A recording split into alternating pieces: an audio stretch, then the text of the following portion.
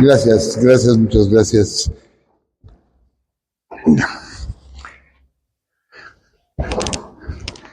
Tere, muchas gracias por la invitación. Aquí estamos de nuevo. Gracias.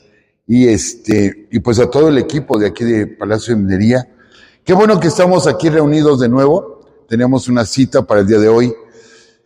Y sí, como comenta nuestra amiga Tere, normalmente está lleno el espacio, pero bueno, hoy tenemos lo del Buen Fin, es viernes, normalmente nuestras conferencias son el miércoles, y hay muchos compromisos sociales, etcétera, etcétera. Pero como dice Tere, está quien tenía que estar. Gracias por acompañarnos. Y bueno, pues vamos a iniciar porque ustedes habrán notado, si han estado en algunas otras conferencias acompañándonos, habrán notado que normalmente yo no utilizo notas, o sea,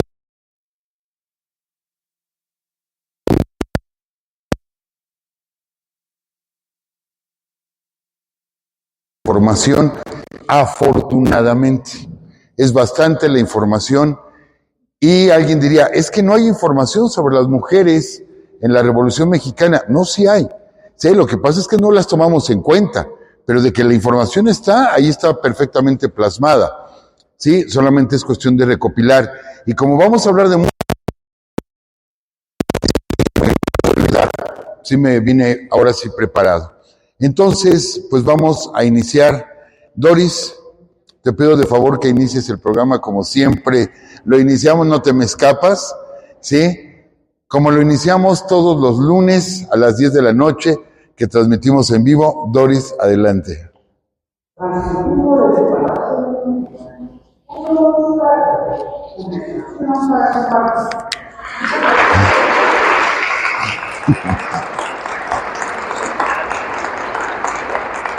Bien, muchas gracias. Pues bien, comencemos. Lo primero que les quiero comentar, cuando la publicidad que se edita, los flyers que se editan, los preparan aquí en Palacio de Minería. Me llamó la atención el flyer de esta ocasión que dice mujeres haciendo la Revolución Mexicana. Yo daba por hecho mujeres en la Revolución Mexicana, mujeres que lucharon en la Revolución Mexicana, pero nunca me imaginé la palabra haciendo la revolución. Entonces entendí una palabra muy fuerte, o sea, forman parte de, hacen, construyen la Revolución Mexicana. Entonces me encantó la palabra, la verdad es que me encantó la palabra, dije, está genial. Efectivamente vamos a hablar de mujeres haciendo la revolución y ahorita nos vamos a llevar muchísimas sorpresas.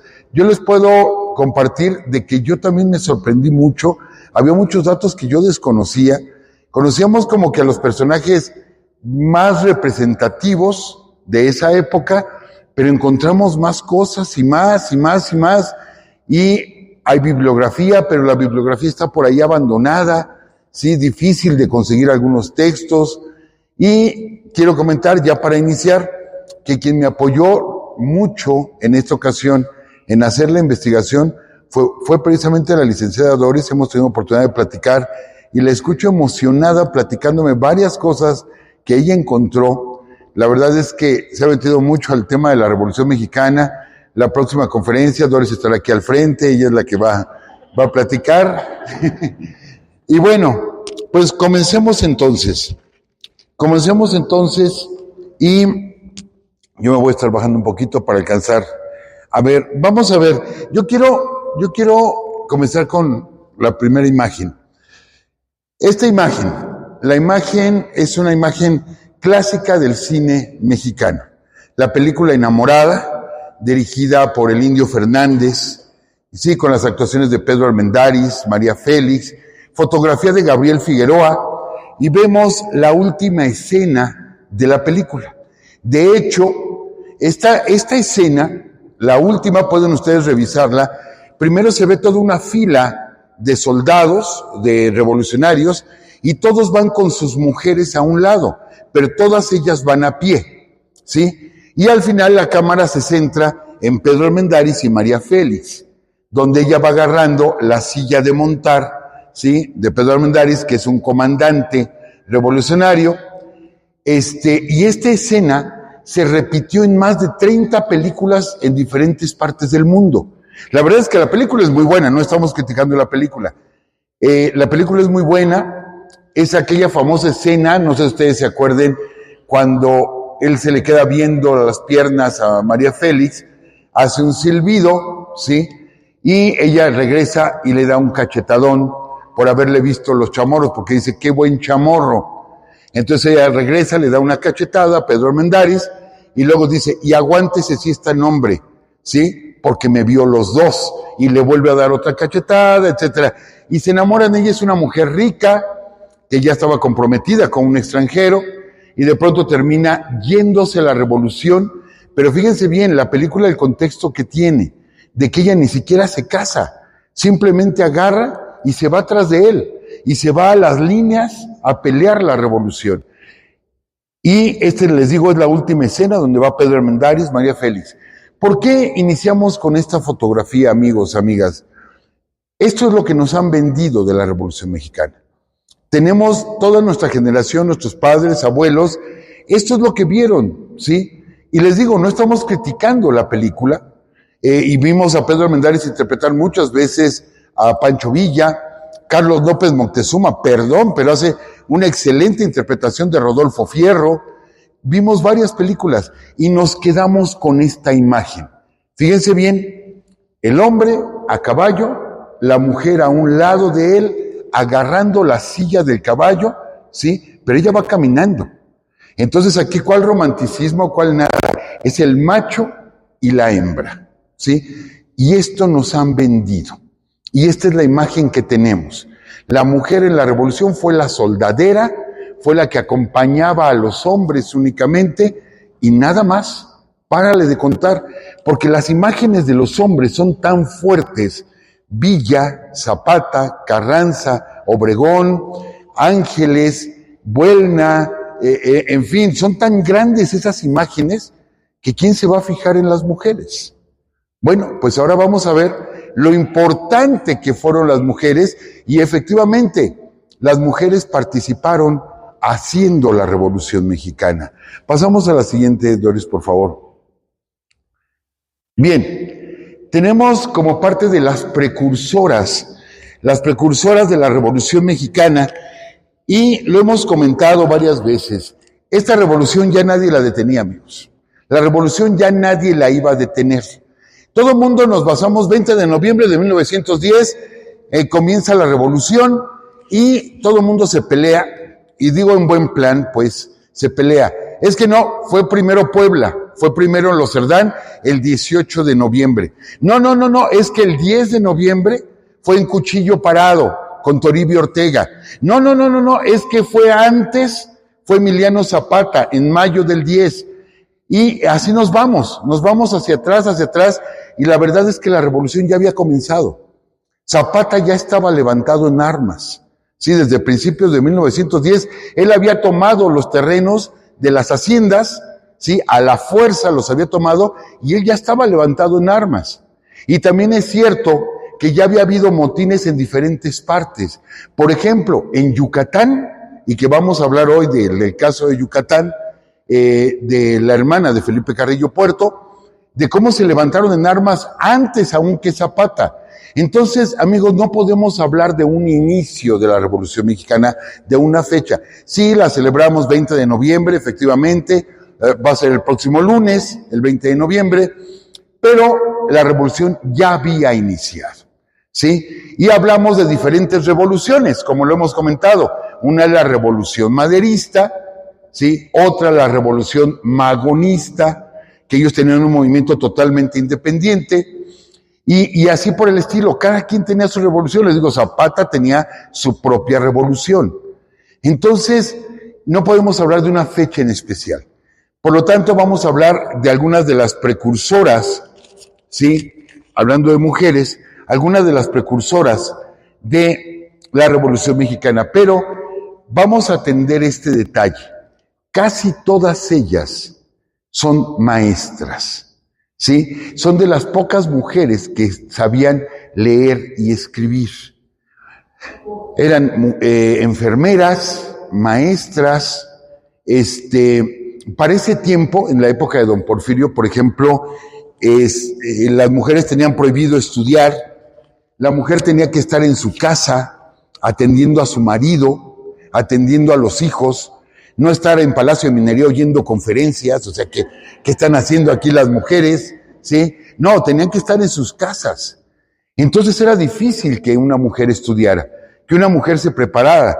Tuvimos, por ejemplo, en la época porfirista, a la primera médico o médica en México, la doctora Matilde Montoya. Es la primera que se tituló en medicina en México en la época de don Porfirio. Imagínense, amigos, la doctora Matilde Montoya, para poder estudiar, ¿sí? Porque era un pecado ver el cuerpo de un hombre desnudo. Aunque estuviera muerto, no podía entrar a las salas donde se hacían las disecciones de los cadáveres. No podía entrar. Ya estaba el tipo muerto y entraban todos los médicos y lo iban a abrir, iban a ver de qué murió, iban a ver los órganos, etcétera. Ella, como es mujer, no podía entrar y ver a un hombre desnudo ahí. ¿Qué tuvo que hacer la doctora Matilde Montoya? Comprar de su bolsa un cadáver. Buscar y comprar un cadáver, ¿sí? Para llevárselo a su casa y poderlo abrir y poder ver qué es lo que tenía dentro. De ese tamaño, la dificultad para que una mujer pudiera estudiar. La mujer no se preparaba y a lo más que aspiraba, en todo caso, es a ser maestra. El índice de analfabetismo en México era altísimo, altísimo. Estamos hablando de un 90% de analfabetismo en México. O sea, 9 de cada 10 mexicanos no sabían leer y escribir. Entonces, esto complicaba la comunicación entre la gente. Pero de pronto sale toda esta generación de maestras, ¿sí?, que se van preparando en diferentes regiones del país y que ellas sí son las que van a empezar esta rebelión. Ellas van a participar en esta rebelión y hay que mencionar algunas de ellas muy, muy importantes. Tenemos a Dolores Jiménez. Aquí está.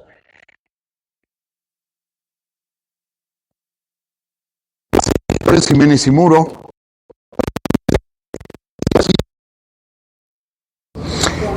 Fíjense bien, yo les decía, ellas sabían leer y escribir. Bueno, pues Dolores Jiménez y Muro, ella hizo el prólogo del Plan de Ayala. El Plan de Ayala, si ustedes lo leen, bueno, viene todo el plan, pero viene un prólogo, una parte donde dice la justificación de por qué se está lanzando el Plan de Ayala.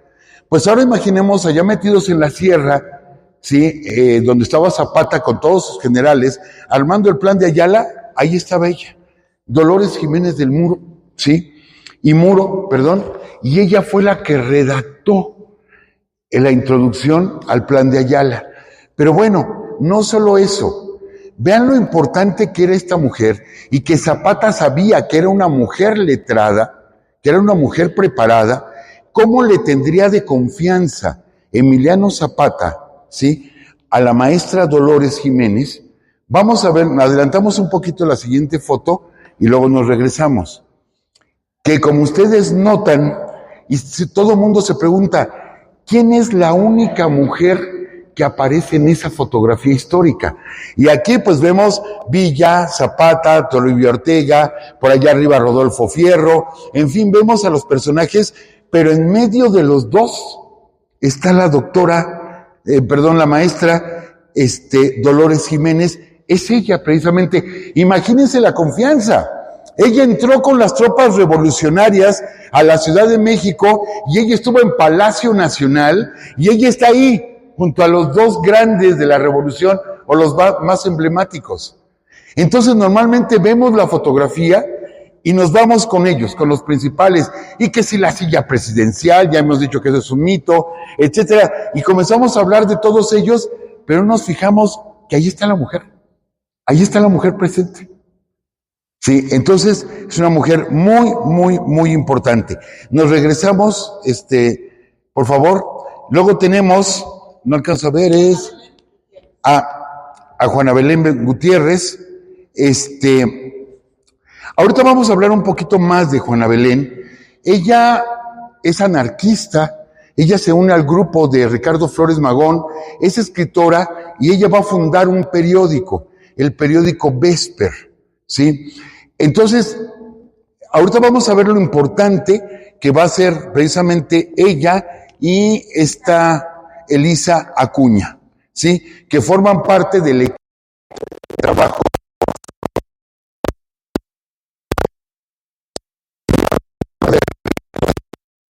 de la Revolución Mexicana. Fue importantísimo, era lo que les decíamos, toda la parte ideológica de la revolución se encendió con el periódico Regeneración. Entonces, ellas escribían para el periódico Regeneración, aunque después tuvieron un problema muy fuerte con Ricardo Flores Magón. Bueno, se los adelanto de una vez. Tuvieron ellas dos un problema muy fuerte con Ricardo Flores Magón. ¿Por qué? Porque ambas eran pareja sentimental. ¿Sí? Entonces, Ricardo Flores Magón, con todo y que es un prócer en nuestra historia, bueno, su moral le impedía, sí, a Ricardo Flores Magón, aceptar una relación entre dos mujeres. Entonces decidió sacarlas de su equipo. Ellas quedaron muy resentidas con Ricardo Flores Magón. Aún así, siguieron ellas difundiendo las ideas anarquistas, con el concepto real del anarquismo, no como ahora lo estamos manejando, que nada más es ir en contra de un gobierno y nada más. No, acuérdense que la base del anarquismo, ¿sí?, es que no necesitemos un gobierno, que seamos capaces como sociedad de no necesitar un gobierno. Yo, por ejemplo, les decía, no es presunción, pero yo, por ejemplo, yo no tiro basura en las calles, yo respeto los semáforos, etcétera. Yo no necesito un policía a un lado para comportarme adecuadamente socialmente. Entonces soy un anarquista. De eso se trata, no necesitar un gobierno, ¿sí? No, como se está tomando ahora, estar en contra del gobierno. No es eso el anarquismo. Bueno, eso era lo que ellas buscaban, ¿sí? ¿Por qué? Pues por la dictadura precisamente de Porfirio Díaz, que controlaba absolutamente todo en el país. Pasamos a la siguiente. Bueno, vimos ya esta fotografía, pasamos. Juana Belén, damos un poquito de datos de ella, periodista, escribió en contra de la dictadura porfirista y el clero. Yo quiero leerles, imagínense lo que esta mujer escribía. Ubíquense, por favor, 1906, 1907, 1908.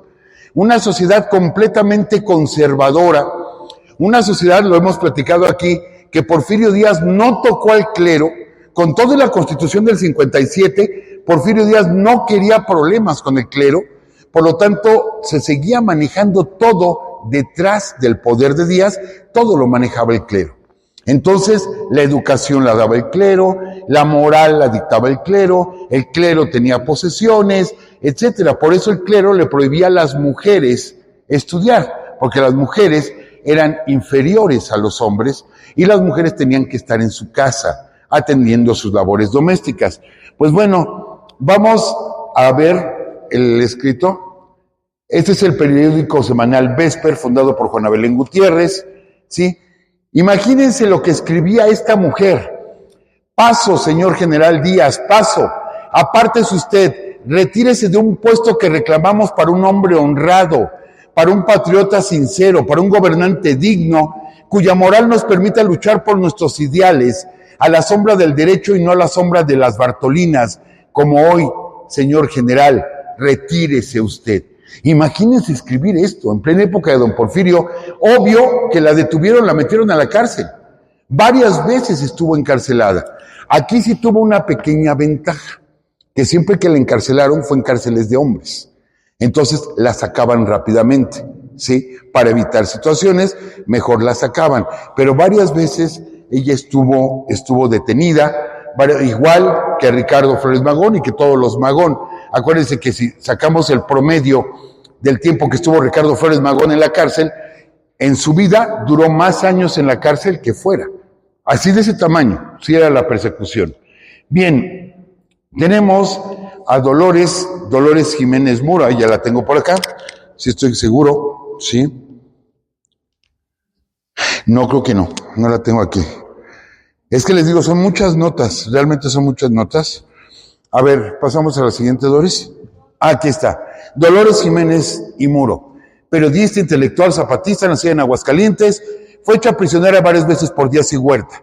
Militó en el Partido Liberal Mexicano, se une al maderismo en el 10, funda el Club Femenil Antireeleccionista Hijas de Cuauhtémoc, participa en la redacción del Plan Político y Social proclamado en Tacubaya. A causa de esto fue encarcelada y liberada después de una huelga de hambre. Algunas fuentes dicen que por encargo de Emiliano Zapata, pues ya lo habíamos mencionado, sí, escribe el prólogo del Plan de Ayala, muere en 1925, sí, ya lo habíamos mencionado. Les digo que son varias, qué bueno que haya varias mujeres. Este es el Club Antireeleccionista Hijas de Cuauhtémoc. Acuérdense que lo que hizo Francisco Madero fue empezar a formar clubes antireeleccionistas donde hablaban de cuál era la situación en México. Porfirio Díaz se había quedado en el poder, no quería soltar el poder, y era cada 4 años, eran elecciones, y siempre ganaba, obviamente, Porfirio Díaz. Es más, lo hemos dicho en otras ocasiones también, que aquí, sí, justo en este lugar donde yo ahorita estoy parado, aquí se le entregó por 7ª vez la presidencia a Porfirio Díaz, justo aquí donde estoy parado, y voy a hacer lo mismo que hice la vez anterior, mejor me quito, ¿sí?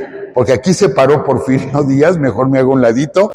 Aquí se le entregó la banda presidencial por 7ª ocasión en este espacio, porque se había quemado la Cámara de Diputados, y donde ustedes están sentados, amigos, justo donde ustedes están sentados, se sentaron los diputados, o ahí se sentaban los diputados, en el último periodo de Porfirio Díaz. ¿Sí? Por eso ven ustedes cómo está hecho este salón, que anteriormente era el salón donde se realizaban los exámenes de los que se titulaban como ingenieros en minas, pero posteriormente se le dio ese uso como Cámara de Diputados a este recinto. Bien, pasamos Elisa Acuña, ya hablamos de ella, ¿sí? Pasamos, por favor. Bueno, Ethel Duffy Turner, Elizabeth Thornbridge y María Brose. A ver, son extranjeras, ¿sí? ¿Qué tienen ellas que ver? ¿Qué tienen ellas que ver con la Revolución Mexicana? Amigos, las ideas socialistas no solamente llegaron a México, también en los Estados Unidos hubo un partido socialista o un grupo liberal. Pero imagínense, los Estados Unidos, que es cuna del capitalismo, no iban a permitir por nada del mundo que hubiera un movimiento liberal. Aparte, las cosas se estaban calentando mucho en Europa. Se sabía que venía una guerra, que estalló en 1914, se sabía que venía una guerra. Pero en Estados Unidos se cometían abusos igual con los obreros, exactamente igual. Entonces había ideas comunistas e ideas socialistas. En México era tal la fama de Ricardo Flores Magón por sus ideas anarquistas de origen socialista, que Ricardo, bueno, ustedes saben que se tuvo que ir a los Estados Unidos y fue hecho preso en los Estados Unidos porque había ahí, digamos, buena simpatía entre México y Estados Unidos. ¿Sabes qué? Deténmelo por allá, allá lo detuvieron, pero los anarquistas norteamericanos, sí, buscaban a Ricardo Flores Magón. Por eso tan importante la imagen de Flores Magón. Bien, le comentaba yo a la licenciada que ayer me aventé todo un libro, bueno, casi todo el libro, leyendo sobre Ethel Duffy y sobre Elizabeth Thornbridge, ¿sí? De cómo conocen a Ricardo Flores Magón, cómo se dedican a traducir el periódico Regeneración, traducirlo al inglés para distribuirlo en los Estados Unidos. Precisamente Ethel es la que se dedica a traducir del español al inglés y luego distribuirlo. Ajá. Elizabeth Thornbridge, ella, es más, todo su dinero, y era una mujer que tenía bastante dinero, todo su dinero, ¿sí?, lo da a Ricardo Flores Magón para seguir reproduciendo el periódico Regeneración. No sé si ustedes estuvieron cuando hablamos de Ricardo, cómo se trasladaba el periódico a México, cómo lo pasaban a escondidas nuestra frontera y cómo llegaba. Gracias, qué amable. Cómo llegaba el periódico aquí, lo metían en paquetes de papel, lo metían en frutas, lo metían en macarrones e inclusive, y tuve la oportunidad, yo me quedé impactado porque en el Museo de la Revolución de Ciudad Juárez, ahí en Chihuahua, me invitaron a dar una plática, entro y recorremos el museo y vemos, ¿sí?, un resorte de calzoncillo, de hombre en una de las vitrinas, con unas letras pequeñitas, muy, muy pequeñitas. Estaba el guía del museo llevándonos a visitarlo y le digo, no, ¿es original? Dice, sí, es original. Le digo, entonces esta prenda perteneció a Ricardo Flores Magón y era como pasaba mensajes, ¿sí?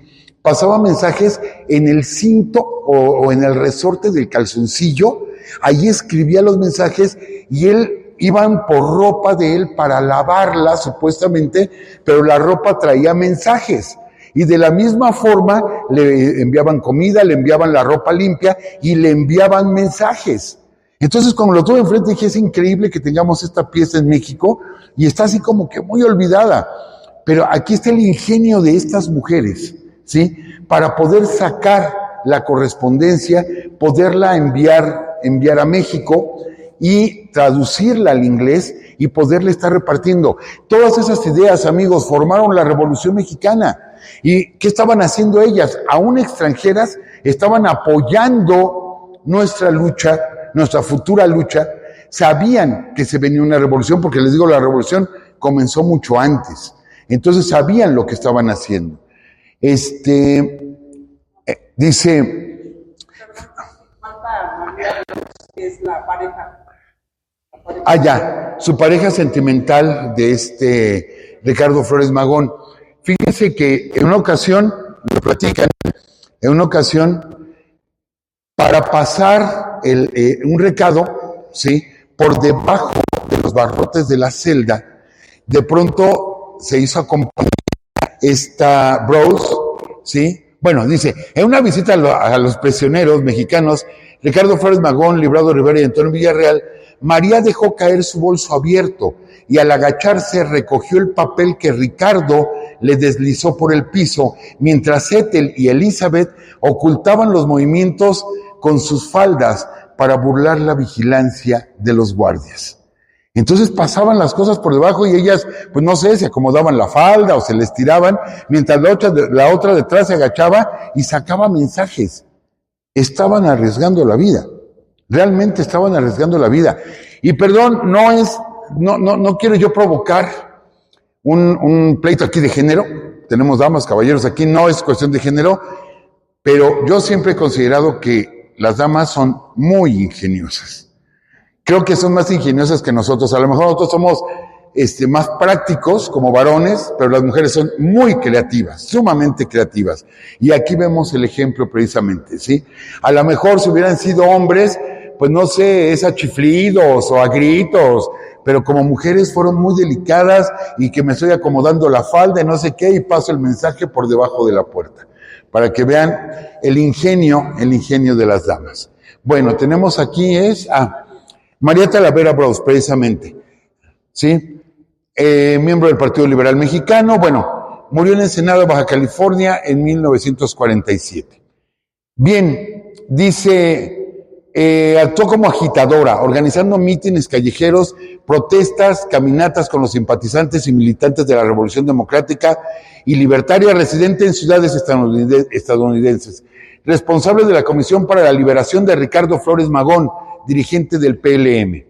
Pasamos a la siguiente, por favor. Bien, Lucrecia Toriz. Ahorita hablamos de las extranjeras. Bueno, ahora vamos a hablar de Lucrecia Toriz.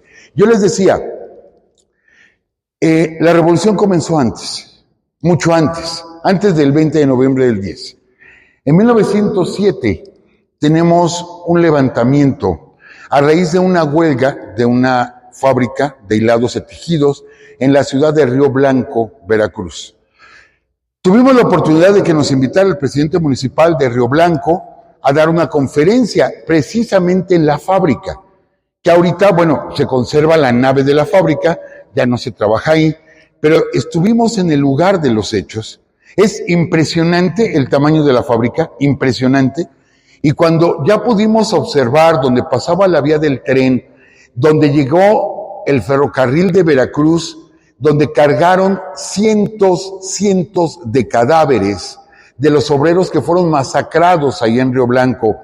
Nos imaginamos cómo los llevaban en los furgones, todos fueron a dar a Veracruz y los arrojaron al mar para que los consumieran los tiburones, ¿sí? Y de pronto vimos los cerros detrás y nos explicaban, esos son los cerros a donde escaparon los obreros, y durante 2 o 3 días se escuchaban ráfagas, balazos allá arriba en el cerro, donde estaban matando a la gente que se había escondido en los cerros. Bueno, ¿cómo empezó todo esto? ¿Cómo empezó todo esto? Por 2 personajes. Uno de ellos es Margarita Martínez, una mujer. Fíjense cómo estuvo esto. Los obreros se van a huelga, por los salarios pésimos que tenían, así como fue en Cananea, los salarios pésimos que tenían, por la tienda de raya. Recuerden que se heredaban las deudas, moría el papá y los hijos adquirían la deuda y les vendían los artículos 10 o 15 veces más caros, pero no los podían comprar en otro lado. En ninguna parte los podían comprar, solamente en la tienda de raya de la fábrica. Entonces cada vez se endeudaban más y más y la deuda nunca terminaba y tenían que seguir trabajando jornadas de 16 horas y no tenían días de descanso. Incluso había niños, ¿sí? Desde los 6 años de edad empezaban a trabajar en las fábricas. Entonces sí es cierto, había mucho progreso, pero ¿a costa de qué? Entonces la gente se molestó, llegan las ideas de los magonistas y de pronto se van a la huelga. Se ponen de acuerdo, hay huelga en Puebla, hay huelga en Tlaxcala, huelga en Veracruz, pero la más importante es la de Veracruz porque es la fábrica más grande. Entonces deciden poner como juez o como árbitro de todo esto, pues a alguien justo, a alguien solidario con el pueblo, qué mejor que al mismo presidente de la República, Porfirio Díaz. Y resulta que Porfirio Díaz, cuando le traen el caso aquí a Palacio Nacional, dice, no, la razón lo tienen los empresarios, los dueños de las fábricas, así es que todos se van a presentar a trabajar. Entonces, los obreros, cuando supieron que Porfirio Díaz les dio la espalda, que no ganaron absolutamente nada, deciden pararse a las puertas de la fábrica de Río Blanco, no van a entrar y no permiten que entren esquiroles, no lo permiten. Entonces la gente ahí se mantiene, ¿sí? La gente tiene hambre. Se acerca un grupo de personas a la tienda de raya y el encargado de la tienda de raya abre la puerta, trae una escopeta en la mano y dispara, ¿sí? Así, a bocafuego, le dispara a una mujer, que era la primera que tenía ahí, le dispara la descarga de la escopeta y cae muy malherida esta mujer, que muere. Cierra la puerta, ¿sí? La gente se queda petrificada y es Mariana Martínez la que de pronto agarra y dice, no es posible que estén haciendo esto con nosotros, no es posible que permitamos estos abusos, no es posible que nos traten así, peor que animales, y empieza a arengar a la gente. No encontramos fotografías de Mariana Martínez, no las buscamos, no las encontramos. Arenga a la gente, y la gente, sí, que son miles de obreros, se van encima de la tienda de raya, sí, saquean la tienda de raya, eran varias tiendas, saquean las tiendas, saquean las casas de los ricos, ya fastidiados, ya odiando a esa gente, pero todo comenzó por una mujer, por Mariana Martínez. Ella comenzó todo esto. Margarita Martínez. Entonces, los de Río Blanco llaman al ejército. Llega el ejército, ¿sí? Llega el ejército y de pronto, ¿sí? Los del ejército preparan armas, rodean a la gente y quien detiene momentáneamente la matanza es esta mujer, Lucrecia Toriz. Toma una bandera, ¿sí? Una bandera de México, se para enfrente del ejército y empieza a decirles que ellos están desarmados, que ellos están peleando por sus derechos, que ellos también son pueblo, que también están abusando de ellos. Se para enfrente de todos. Amigos, llegaron 5,000 soldados. Ella tenía enfrente ametralladoras, cañones y todo, y toma una bandera y se les planta enfrente. Y detiene a toda la gente que estaba dispuesta también a enfrentarse al ejército y que no tenían armas. Y los detiene momentáneamente. No duró mucho lo que pudo lograr Lucrecia Toriz, pero se le considera una heroína, ¿sí? Al haberse enfrentado sola a todo un ejército y haber defendido a toda su gente. Ella fue hecha prisionera, y ahí comenzó la matanza, que les digo, se habla de 5 o 6,000 personas que murieron en 2 días. O sea, dejaron cuajado de cadáveres todo aquello, y les digo, luego los cadáveres los enviaron a Veracruz y a todos los echaron al mar. Entonces, esto fue en 1907. Entonces son mujeres que han pasado a la historia y que las hemos ido olvidando. Y les digo, tantos hombres, y fue una mujer la que salió adelante. Tenemos la siguiente, por favor, Doris. Bueno, la contraparte. Tenía que haber la contraparte, sí, lo teníamos que mencionar, sí. Carmelita Romero Rubio. Porfirio Díaz se casa con su sobrina Delfina, muere su sobrina Delfina, ella considera que murió porque se casó en pecado, como que se casó con su tío, y sí era su tío, así directamente, su tío de sangre, pues.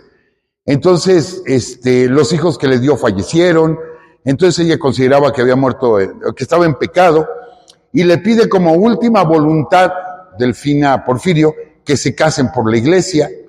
Entonces ya era presidente, ya estaba en Palacio Nacional, y de pronto manda llamar al obispo Labastida, que está enfrente, ahí está catedral, ¿sí? Y a un ladito estaba la casa parroquial, lo que ahorita es el predio, a un ladito de, lo que es el arzobispado, pues a un ladito del nivel, de la cantina del nivel, a un ladito está lo que era la casa del arzobispo.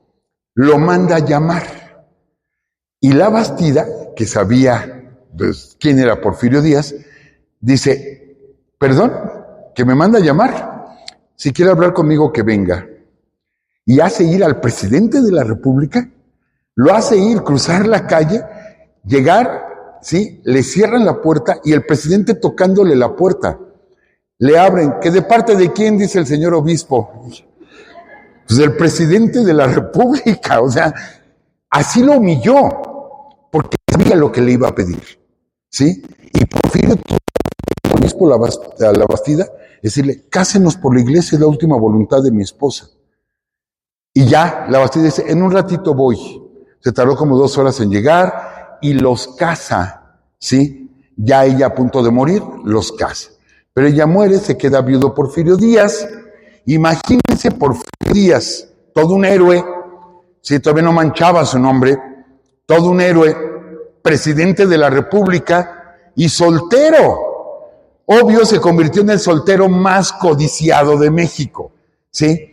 Y de pronto en una reunión conoce a una jovencita, Carmelita, que era hija de su opositor político.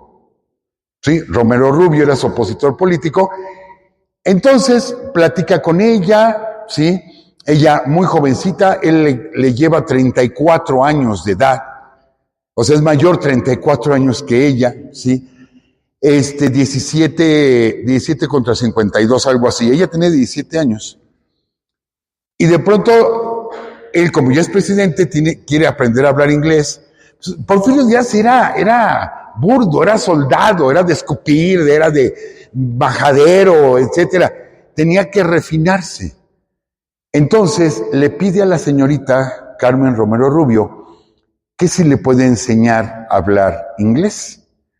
Entonces ella se siente halagada porque el señor presidente le pidió que le enseñara inglés. Entonces él dice, ¿quiere usted que venga yo a darle clases? Dice, no, yo voy a su casa, ¿sí?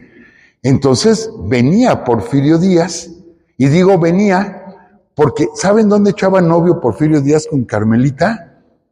Aquí enfrente, aquí enfrentito de Palacio de Minería. Vean ustedes que aquí en la esquina hay un restaurante, y en la esquina está el Sanborns.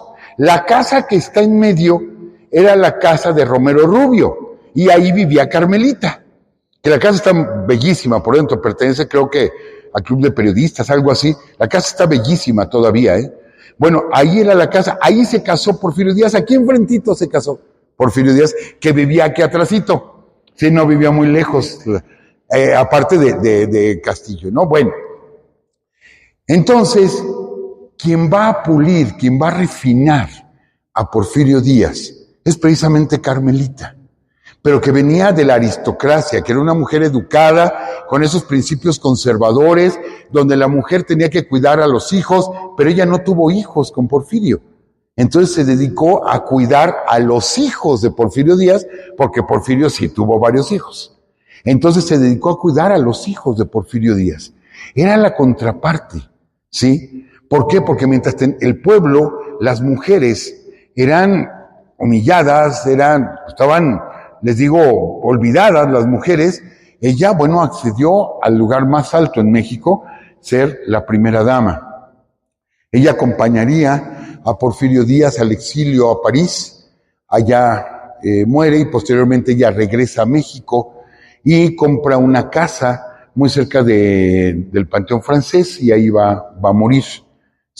No, en la calle de Zacatecas, creo, es donde, o en la calle de Tonalá, es donde compró una casa Carmelita y ahí va a fallecer. Pero es un personaje importante porque, les repito, es la contraparte, ¿sí?, de lo que está viviendo el pueblo a lo que está viviendo Carmelita Romero Rubio, ¿sí? Por eso era importante mencionarla, por lo que se viene después, ella como primera dama. Ahorita vamos a platicar de otra primera dama muy importante. Aurea San Martín nació en la ciudad de Puebla, así, los regresadores, familiar cercana de los Cerdán. Bueno, ella es prima de los Cerdán. Resulta que forma un club antireeleccionista, Aquiles Cerdán, ahí en Puebla. Entonces, él va a buscar, Aquiles Cerdán va a buscar. Ya la policía secreta de Porfirio Díaz perseguía a todos los clubes antireeleccionistas porque eran públicos. Entonces él va a buscar a Francisco Madero al norte, ¿sí? Lo va a buscar, recibe instrucciones de Madero, sabe que se viene un levantamiento, pero toda la correspondencia, él no le escribía a sus hermanas ni a su mujer, no les escribía, le escribía a su prima, ¿sí? Entonces, todo eran con palabras claves. Utilizaban un lenguaje que solo ellos entendían, que ahorita ya entendemos, pero que solo ellos entendían, y ella era la que difundía o daba las instrucciones a todo el grupo de Aquiles Cerdán. Ella era prima de los Cerdán, ¿sí? Entonces, pues la vemos en esa actividad. Aparte, mandó dinero a Aquiles, y ella era de las que se encargaba, junto con Carmen, junto con otras mujeres más, de comprar armas, de comprar balas, de pasarlas debajo de las faldas. O sea, se amarraban los rifles, las pistolas debajo de las faldas, porque nadie les iba a levantar la falda para revisarlas, y así era como fueron acumulando armamento. Pasamos a la siguiente, Doris. Bueno, Sara Pérez de Romero. Vamos a ver otra contraparte. Ahorita regresamos con los Cerdán, ¿sí? Sara Pérez de Romero, pues quisimos ponerle el Pérez porque ella se burlaban de su nombre. Sara, desde que conoció, ella se hizo amiga de las hermanas de Francisco Madero, y desde que conoció a Francisco se enamoraron. Entonces, ya que se casa con él, ella firmaba Sara P. de Madero. Entonces, para burlarse de ella, acuérdense que la prensa atacó muchísimo a Madero, le decían, era el zarape de Madero, ¿sí? Zarape de Madero, era el zarape de Madero. Entonces nosotros, por respeto, pusimos Sara Pérez, ¿sí? Pero vamos a comentar la anécdota, o sea, no hay problema por eso. Ella, bueno, va a estar con Francisco todo el tiempo, lo va a acompañar, se van a casar en 1903, y a partir de ahí ellos no van a tener hijos. Se habla de que tuvo un aborto ella en 1904, pero no se ha confirmado. Pero todo el tiempo va a estar con Francisco y Madero. Todo el tiempo. Inclusive cuando Francisco y Madero es hecho preso en San Luis. Ella, hagan de cuenta que horario para ver a los presos de tal hora a tal hora, todas las horas estaba metida en la celda con Francisco I. Madero. Todas las horas. Cuando Francisco I. Madero se escapa, ella le ayuda en el escape. Ella contribuye al escape y luego se disfraza de ferrocarrilero, bueno, de furgonero, y va a dar hasta el norte de México, cruza la frontera, y Sara va a estar con él todo el tiempo. Comienza la revolución y Sara pegada con él, ayudándolo, arengando a la gente, animando a las tropas, ¿sí? Va a triunfar la revolución, vienen las elecciones, acuérdense que renuncia Díaz, se hacen elecciones, renuncia en 1911, y va a recorrer el país entero. De hecho, ella es muy amiga de Carmen Cerdán, y ella ya conocía a Carmen, y después va a hacer una buena amistad con Carmen Cerdán. Les digo, ahorita vamos a regresar con los Cerdán. Y recorre el país entero con Francisco I. Madero. Bueno, se viene el cuartelazo, y ella lo va a ver por última vez, vivo, por última vez cuando Madero baja de Chapultepec, que lo va custodiando el colegio militar. Es la última vez que lo va a ver vivo. De ahí Madero baja, saben que aquí, en esta esquina, aquí adelantito lo balacearon a Madero, se esconde aquí en uno de los edificios, ahí va a llegar el traidor Huerta, luego Madero, se va a tomar Palacio Nacional, se va a recuperar Palacio, y Aureliano Blanquet es un segundo golpe de Estado, va a traicionar a Madero, lo va a detener, viene la muerte de Gustavo, ¿sí? Y viene la muerte de Madero y de Pino Suárez. Y entonces, Sarita, ¿sí? Poco antes de que muriera Francisco I. Madero, va a visitar, y esta es una de las páginas más sucias, y perdón por la expresión, más asquerosas de la historia de México.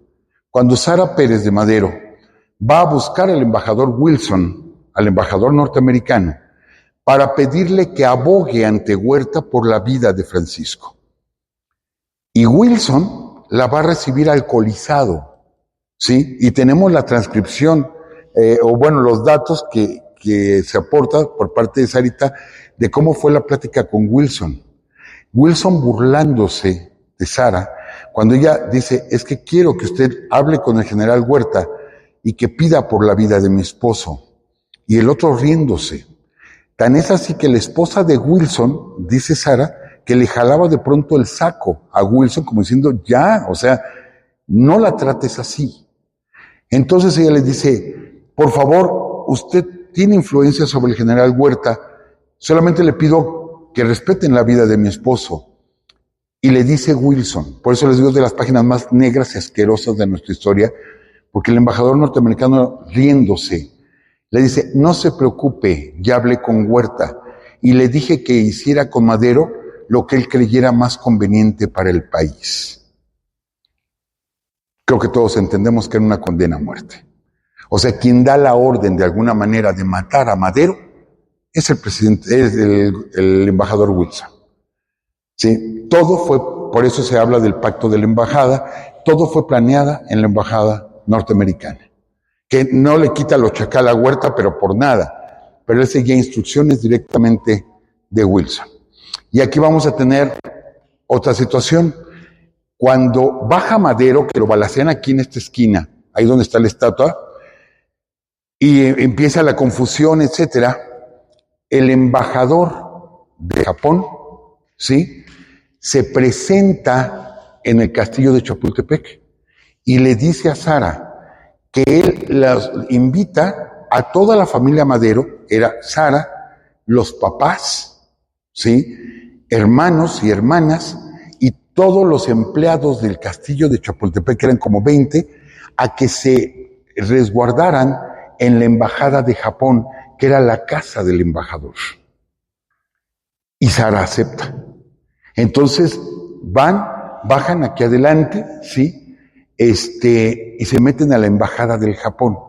Mientras Madero está prisionero en Palacio Nacional, el embajador de Japón habla con Huerta y le pide permiso para hablar con Madero. Y le da permiso. Y el embajador de Japón entra a Palacio Nacional y habla con Francisco I. Madero. y le dice, no se preocupe, señor presidente, su familia está en la embajada de Japón, ¿sí? O sea, en nuestra embajada y está protegida por nuestro gobierno. ¿Sí? Usted esté tranquilo. Y estamos negociando para que usted pueda salir del país. Entre él y Márquez Sterling, el embajador de Cuba, que él ofrece inmediatamente el asilo de Cuba para Madero, pone un barco a su disposición en Veracruz. Por eso cuando sacan a Madero y a Pino Suárez en la noche, ellos piensan que van a Veracruz para irse a Cuba. Y bueno, ahí es donde los van a matar. Pero acuérdense que levantaron al pueblo, los periódicos, todos en contra de Madero, levantan al pueblo. Y cuando sabe el pueblo, dejan correr la voz, es que toda la familia de Madero está metida en la embajada de Japón. Entonces, entre soldados, entre gente comprada, lo que ustedes quieran, se van a la embajada de Japón para que les entreguen a la familia Madero, sobre todo a Sara. Quieren que se las entreguen, ¿sí? ¿Y saben qué hace el embajador japonés, amigos? Así como tenemos esas páginas asquerosas de la historia, yo creo que esta es una de las páginas más gloriosas de nuestra historia. ¿Por qué? Por el embajador de Japón sabe que no va a poder defender la casa y que van a tomar a la familia Madero. Entonces llama a los japoneses residentes en la Ciudad de México, ¿sí? E inmediatamente acuden entre 40 y 50 japoneses. Muchos llevaban rifles, muchos llevaban pistolas, pero muchos iban vestidos de samuráis, con sus katanas, ¿sí? Y se pusieron enfrente de la embajada con sus katanas, defendiendo a la familia Madero, defendiendo a Sara y a la familia Madero. Y no se atrevió a entrar la gente porque agarra el embajador y saca una bandera y la pone en el suelo.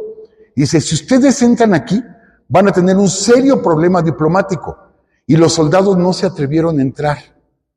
Pero entonces empiezan a apedrear la casa. ¿Sí? Entonces agarra el embajador. Porque para esto, la casa de los Madero la incendian, la cañonean, la incendian. Entonces Sara se sube a la azotea de la embajada de Japón y empieza a ver su casa cómo está ardiendo. Entonces la ven allá arriba y la empiezan a apedrear. Y agarra la bandera, el embajador japonés sube, imagínense la escena, yo me impacto con eso, sube y envuelve a Sara con la bandera japonesa. Es claro el mensaje, está protegida por el gobierno japonés. Y en ese momento dejaron de aventarle piedras a los soldados. Abraza a Sara con la bandera japonesa, ¿sí? Y la mete a la casa de nuevo. Es parte de lo que tuvo que vivir Sara. Posteriormente supo de la muerte de su marido, va a verlo, lo va a ver a Lecumberri, no hay apoyo por parte del gobierno, están congeladas todas las cuentas, no permiten que le den dinero a Sara, y Sara tiene que vender el caballo, ¿sí? Sara tiene que vender el caballo de Francisco y Madero para poder pagar su entierro en el Panteón Francés. Es lo que tiene que vivir Sara por haberse casado con Francisco y Madero. Parte de lo que tiene que vivir. Se iría de México un tiempo, después regresaría a México, vivió varios años y fallece y está enterrada junto al cuerpo de Francisco y Madero. Vaya nuestro reconocimiento para los japoneses que se arriesgaron de esa forma por el honor, pues, gente de mucho honor. Vaya nuestro agradecimiento, ¿sí?, por lo que hicieron. Pasamos a la siguiente, por favor, Doris. Bien, ¿qué pasa con nuestras soldaderas? Y no lo quiero decir despectivamente, soldaderas, así se les mencionaba, pero también se les mencionaba a las cucarachas, se les mencionaba a las viejas, se les decía a las huichas, se les decía más. Las mujeres siempre acompañando a la tropa, sí, tenemos unas tomas alimentando a las tropas. Déjenme decirles esto, ¿sí? Déjenme decirles esto. Cuando las fuerzas de un poblado y decían, había un saqueo, ¿saben quién saqueaba los pueblos? Las mujeres. ¿Por qué? Porque los hombres estaban allá agarrando prisioneros o curándose heridas y las mujeres eran las encargadas del abastecimiento de los ejércitos. Entonces ellas eran las que buscaban que las gallinas, que el frijol, que el arroz, que el puerco, que ellas se metían a los pueblos, a las casas, a saquear para conseguir alimento para la tropa. ¿Con qué alimentaban ejércitos de miles de hombres? ¿De dónde salía el alimento para tanta gente? De las mujeres. Ellas alimentaban a la tropa. Y les digo, se metían a los pueblos, se metían a los gallineros, sacaban animales y a prepararlos y a guisarlos. ¿Para qué? Para darle de comer a la tropa. No eran los hombres, eran las mujeres las que lo hacían, ¿sí? Aparte, ellas les ayudaban a cargar. Fíjense, esto es muy interesante porque inclusive cargaban ellas rifles y cargaban cananas. Los rifles no eran como la época de la independencia, que eran unos rifles así enormes, muy pesados. Eran carabinas mucho más ligeras. Y veíamos a las mujeres cargando rifles y cargando sus cananas y acompañando a los hombres. Aparte, los curaban. Ellas eran enfermeras. Ellas eran compañeras sentimentales y sexuales, ¿sí?, de los hombres. Ellas preparaban la comida. Ellos, les digo, curaban heridas. Ellas mandaban mensajes. Ellas, hacían de todo en un ejército. El hombre solo peleaba. ¿Sí? La mujer era la que hacía todo lo demás. Y ustedes vean ahorita nuestro ejército mexicano, por ejemplo, que tiene ingenieros, que tiene médicos, que tiene, no solamente es la infantería o la caballería o la artillería, sino hay un montonal de dependencias de las cuales depende un ejército. Bueno, pues todo eso lo hacían las mujeres. Todo eso lo hacían las mujeres. E incluso pelear. Todavía pelear. Imagínense el trabajo que ellas hacían, ¿sí? Pasamos a la siguiente, Dolores, por favor. Y aquí tenemos a esta gran mujer, Carmen Cerdán, que se ha convertido en un emblema de lo que es la Revolución Mexicana. Hemos platicado ya lo que fue, que se descubre que se está guardando armas en la casa de los Cerdán, ahí en Puebla. Actualmente es la calle 7, enfrente del convento de Santa Clara. La casa conserva todavía los orificios de las balas y dentro hay un espejo, ¿sí?, que existe ahí, lleno de agujeros, y que está fotografiado días después del ataque a la casa de los Cerdán. Carmen Cerdán, ¿sí?, ella va a propagar las ideas anarquistas. Ella va a tener amistad con varias de las anarquistas, va a tener amistad posterior a esto, sí va a tener amistad con Sara Pérez de Madero, ya cuando triunfa la revolución, aunque ella ya había perdido a sus hermanos. Y ella, junto con el grupo que se reúne en esa casa, saben que los descubrieron. Entonces, aquí hay una duda, y lo estuvimos platicando hace rato con la licenciada Doris. Hay una duda cuando el capitán Cabrera llega a la casa, trae a 2 hombres, ¿sí?, porque va a hacer un cateo a la casa, le abren la puerta, entra él junto con 2 hombres y de pronto lo balacean. No se sabe bien, oficialmente fue Aquiles el que balaceó al capitán de la policía, oficialmente, ¿sí? Pero hay otras versiones que dicen que no, que fue Carmen. ¿Por qué? Porque al momento de que les disparan, cae el capitán y uno de los hombres que lo acompañaba y el otro alcanza a escapar. Se da la vuelta, corre y cuando voltea ve a una mujer armada. No saben si ella disparó o no disparó, pero de que estaba armada y era esta mujer, Carmen Cerdán. Si no fue ella la que disparó el primer tiro, pero estaba lista para disparar. Y sabe que se le venía la policía encima y la policía tomó el convento de Santa Clara, ¿sí?, y las azoteas de los diferentes edificios y de pronto lo rodean. Son algunas decenas de seguidores los que están ahí adentro, sacan las armas, sacan las municiones y comienzan a defenderse y están esperando que el pueblo se levante, ¿sí? 2 días antes del anuncio de Madero. Están esperando que el pueblo se levanta y el pueblo no se levanta.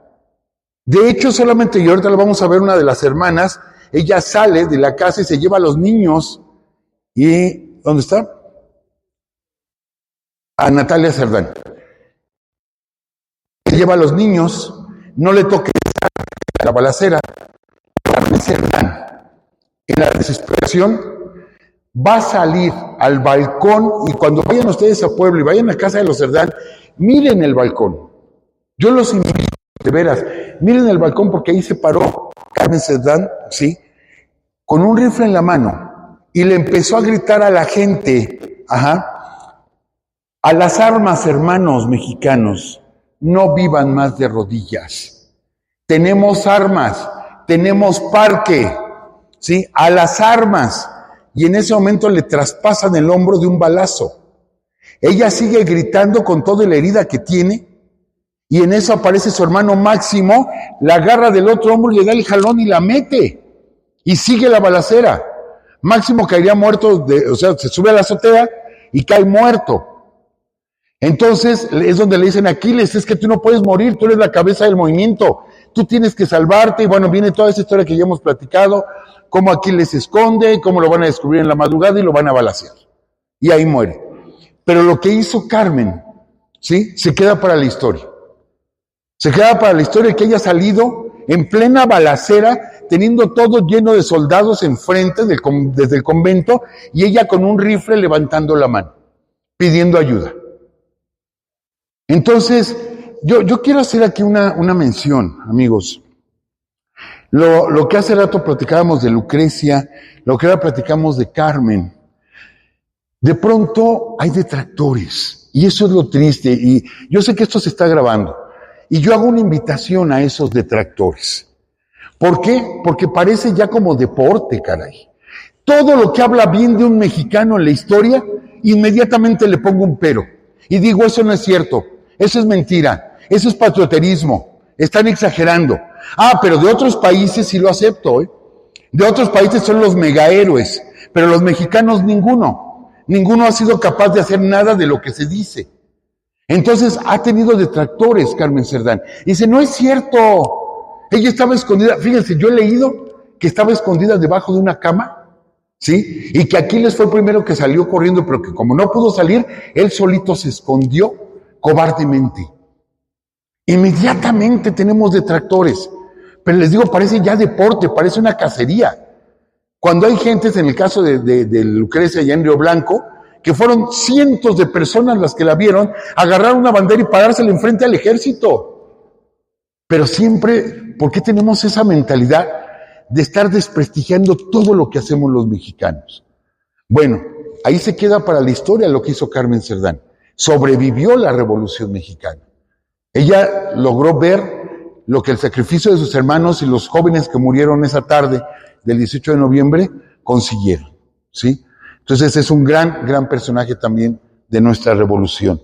Mis respetos para doña Carmen Cerdán. Tan es así, y miren, esto parecería como burla, pero no, digo, si es necesario, háganlo, caray. Estas son fotos de una taquería en Puebla que hace tortillas con la imagen de Carmen Cerdán y nos la podemos comer en tacos. Pues si es necesario, hagámoslo, caray, pero conocer a Carmen Cerdán. Digo, son tortillas.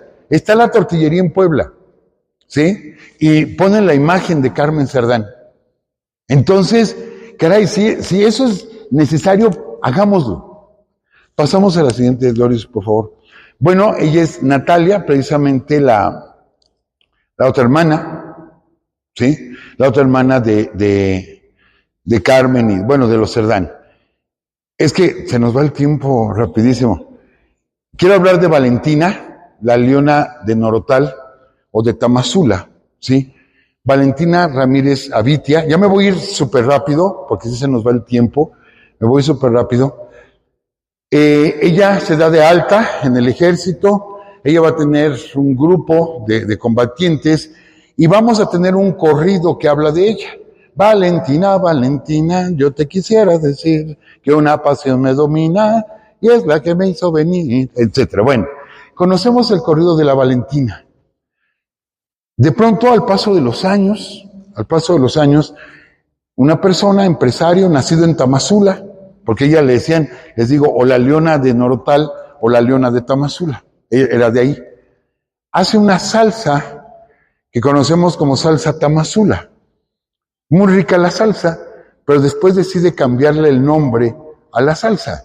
¿Y quién de nosotros no ha probado la salsa Valentina precisamente porque es de Tamazula y le pone el nombre de Valentina en honor precisamente a este gran personaje que es la Valentina, ¿sí? Entonces creo que todos lo hemos probado, perdón, pero creo que todos en las palomitas o en las papitas, etcétera, pedimos nuestra salsa Valentina. Pues qué bueno, qué bueno. Si podemos usar así el nombre y que se nos quede grabado, adelante. Pero por eso se llama salsa Valentina. Pasamos a los siguientes, por favor. Bien. Adela Velarde Pérez. ¿Sí?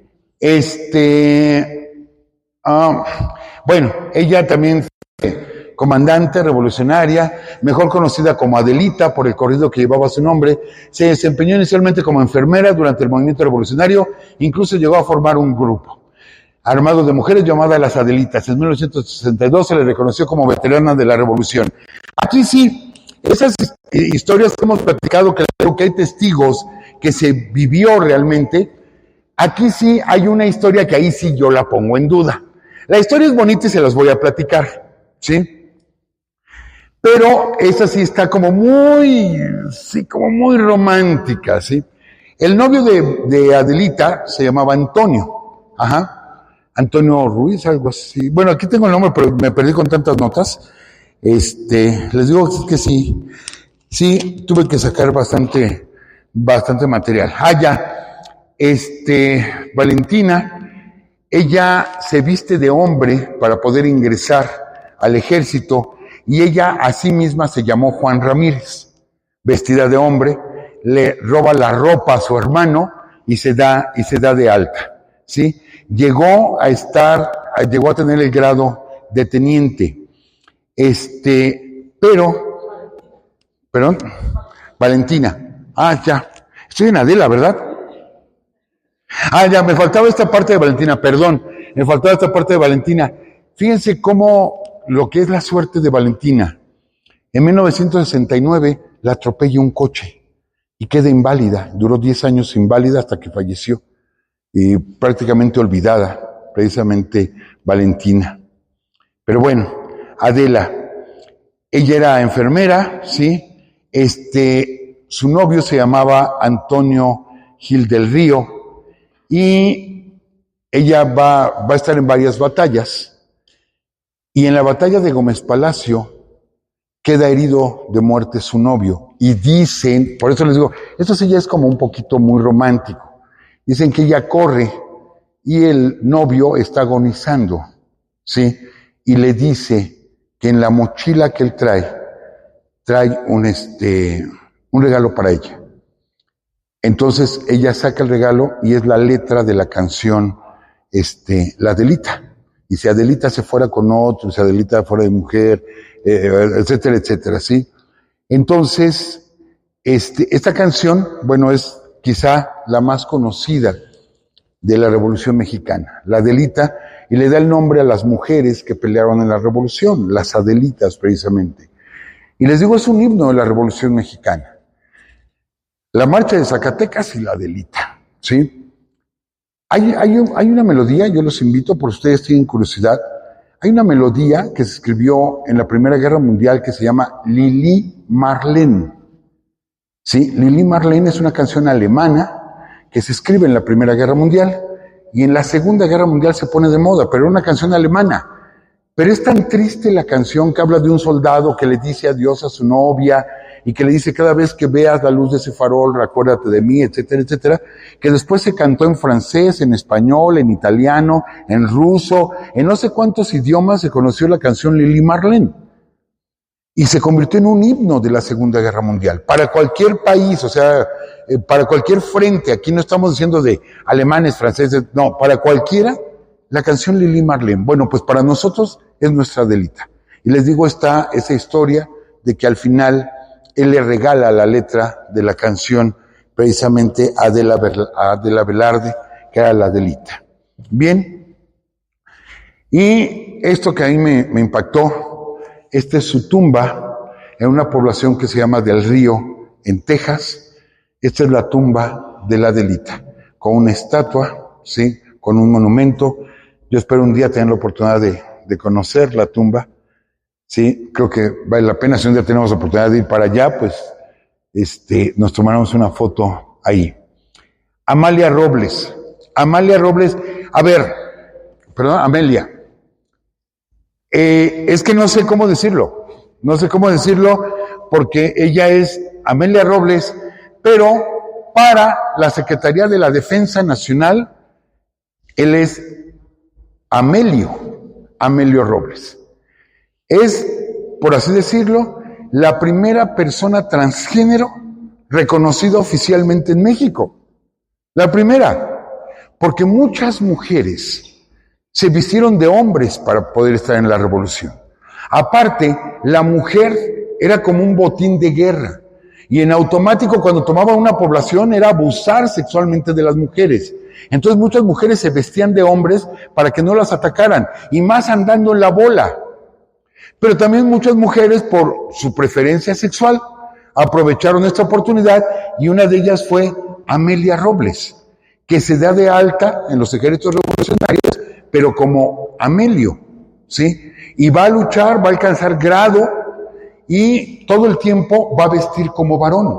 Todo el tiempo va a vestir como varón, uniforme de varón, va a montar a caballo como varón, y la van a ver como un hombre que todos saben que era una mujer.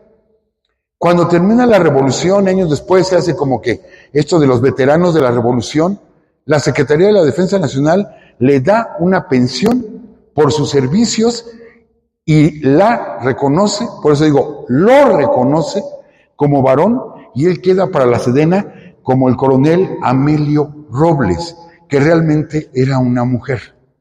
¿Sí? Entonces, fíjense, en alguien, digamos, tan estricto en cuanto a disciplina como es los militares, son los primeros que realmente reconocen un cambio de género. Y esto fue hace muchísimos años. Reconocen un cambio de género en México. Precisamente a este valeroso hombre, ¿sí? A este valeroso hombre que estuvo en los campos de batalla. Pasamos a la siguiente, a la coronela Clara de la Rocha. Es que ya se nos va el tiempo y me falta Carmen Vélez. A ver, Josefa Espejo. Me voy a detener un poquito porque sí se nos fue mucho el tiempo. Josefa Espejo. Ella es la única mujer, oficialmente, su única mujer de Emiliano Zapata. ¿Sí? Zapata tuvo varias mujeres, tuvo varios hijos, pero solo se casó una sola vez, con Josefa Espejo. ¿Sí? Bueno, a diferencia de Villa, que Villa sí se casó más de 20 veces. Sí, se casó más de 20 veces, y ahí sí yo estoy muy de acuerdo con lo que dice Taibo. ¿Sí? Pancho Villa sí creía en el matrimonio, claro que creía. En lo que no creía era en el divorcio, como lo dice Taibo, ¿no? No creía en el divorcio porque no se divorció de ninguna, y es más, hay un caso en el que Villa se casó 2 veces con la misma mujer. Se le había olvidado que ya se había casado con ella y se volvió a casar. En el caso de Zapata, no. Zapata solamente tuvo una esposa, Josefa Espejo, nada más. ¿Y saben quiénes fueron los padrinos de su boda? Francisco y Madero y Sara Pérez de Madero. Cuando Madero es presidente y va a buscar a Zapata a Cuernavaca, ¿sí? Que ya ven que salieron mal, ellos son los padrinos de la boda de Josefa y Emiliano. Una vida trágica la de Josefa, porque le va a dar 2 hijos a Emiliano Zapata. Les digo, Zapata va a tener otras mujeres, pero con ninguna se casó, solo con ella, y va a tener más hijos, efectivamente, pero con su mujer legítima tiene 2 hijos, y cosa curiosa, uno muere a los 3 años de edad picado por un alacrán, y el otro muere a los 7 años de edad mordido por una víbora de cascabel. O sea, es trágico esto. Y se queda sin hijos porque después muere Emiliano Zapata, entonces ya no procrea más hijos Josefa Espejo. Pero ella tuvo cargo de tropa, siendo esposa, obvio, era el general Zapata, le decían la generala, entonces ella tuvo mando de tropa. Ella organizó batallones, organizaba a las mujeres, organizaba un hospital militar o donde atendieran a los heridos. Ella siempre estuvo activa, todo el tiempo estuvo activa, no nada más era la esposa del general Zapata, sino estaba activa entre la tropa. Les digo, le da los 2 hijos que mueren trágicamente. O bueno, muy rara, ¿no? La muerte, ¿sí? Bien, bueno, Luz Corral, la última mujer de Pancho Villa, de todas las mujeres que tuvo, ya no nos va a dar tiempo de hablar de Luz Corral. Elena Arizmendi, 1911, funda la Cruz Blanca Neutral junto con otras mujeres. Lema, por humanidad. A ver, vamos a aclarar esto rápido. Funda ella, junto con Sara Pérez de Madero, fundan la Cruz Blanca. ¿Por qué la Cruz Blanca? Porque, ¿qué creen? Ya teníamos Cruz Roja en México. Ya teníamos Cruz Roja, pero la Cruz Roja se negaba a levantar heridos de los revolucionarios. Solamente levantaba heridos federales. Entonces, si eras revolucionario, yo no te levantaba. O sea, la Cruz Roja estaba manipulada por el gobierno. Entonces, entre Sara Pérez, ¿sí?, y Elena Arizmendi van a fundar la Cruz Blanca. De hecho, cuando Sara Pérez muere, en su ataúd van a poner la bandera de la Cruz Blanca, que es un grupo de enfermeras, de médicos, etcétera, para atender a los heridos de guerra. Pasamos más, María Pistolas. Bueno, María Pistolas, del general Álvaro Obregón, también por su lucha durante la Revolución, le va a regalar una pistola, ¿sí? Le va a hacer el honor de regalarle una pistola y decirle, mira, esta pistola ha peleado por la patria. ¿Quién mejor que tú para que la guarde? Y le regala su pistola Álvaro Obregón a esta mujer, que desde entonces es reconocida como María Pistolas, ¿sí? Y bueno, otra gran mujer de la Revolución, María Hernández Zarco, nieta de Francisco Zarco. Francisco Zarco es hablar del periodismo, es hablar de la lucha por la libertad de expresión en México, es el emblema de la lucha por la libertad de expresión en México. Es el emblema, Francisco Zarco. Pues su nieta tenía que hacer algo igual, ¿sí? Resulta que Belisario Domínguez, cuando ya toma el poder Victoriano Huerta, mata a Madero, hace todo este movimiento raro con Pedro Lascurain y se queda con el poder, ¿sí? Se queda con el poder. Aquí siempre nos han pintado esta imagen de Belisario Domínguez en la tribuna de la Cámara de Senadores diciendo que Huerta es un usurpador, que Huerta es un asesino. Amigos, estuve buscando toda esa información, no la encontré. Realmente Belisario Domínguez no pudo leer, no le permitieron leer su discurso, porque ya sabían que este honorable senador chiapaneco estaba en contra de Victoriano Huerta y Huerta tenía a sus gentes metidos en la Cámara de Senadores y sabían que si Belisario Domínguez hablaba, les iba a ir mal a todos y no le permiten hablar. Y siempre nos han pintado a Belisario Domínguez hablando. No lo dejaron hablar. Pero su discurso se repartió. Entonces todos se enteraron del discurso y ese discurso de Belisario Domínguez le va a costar la vida a Belisario Domínguez. Bueno, ¿quién imprimió? ¿Quién se atrevió a imprimir cuando Huerta toma el poder y empieza a cerrar imprentas, empieza a cerrar periódicos, todos los opositores a callarlos inmediatamente? ¿Quién se atrevió a publicar, ¿sí?, a imprimir y repartir el discurso de Belisario Domínguez? Nada más y nada menos que la nieta de don Francisco Zarco. María Hernández Zarco. Ella es la que se atreve.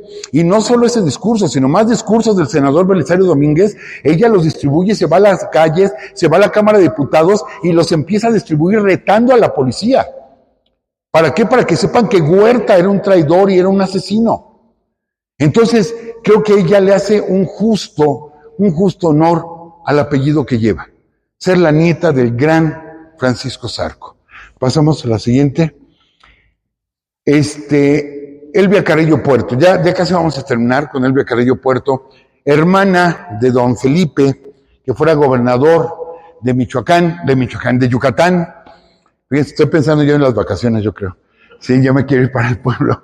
Fue gobernador de Yucatán y sabemos que lo que hizo Felipe Carrillo Puerto fue retar a la casta divina, a todos los dueños de las haciendas enequeneras que tenían esclavizados a los mayas. Él los reta y empieza a hacer cambios en la Constitución de Yucatán. Empieza a hacer muchísimos cambios, pero sobre todo, sí, cambios en la cuestión política, en la cuestión educativa, y mucho va a tener que ver su hermana Elvia. Elvia, junto con otras mujeres luchadoras, van a buscar el derecho al voto. A ver, Amigos, amigas, ¿saben por qué las mujeres no podían votar? No tenían derecho al voto, ¿sí? Y de hecho, en la Constitución del 17, no se les va a permitir tampoco el voto a las mujeres, ¿eh? No se les va a permitir. ¿Por qué?